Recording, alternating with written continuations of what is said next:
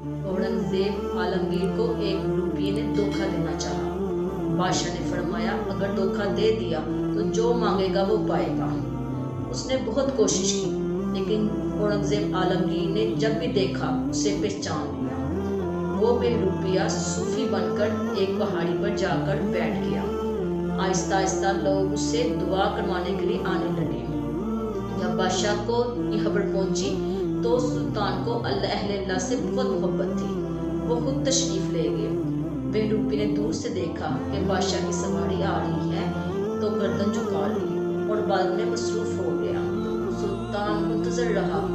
देर के बाद नजर उठाई और झुक कर सलाम किया। बेरुपिया बोला, बादशाह सलामत, मैं वही बेरुपिया हूँ। बादशाह बोला, वाकई इस दफा मैं तुम्हें नहीं पहचान पाया। हम मांगो जो मांगना है। इसने कहा, अब मैं क्या मांगू?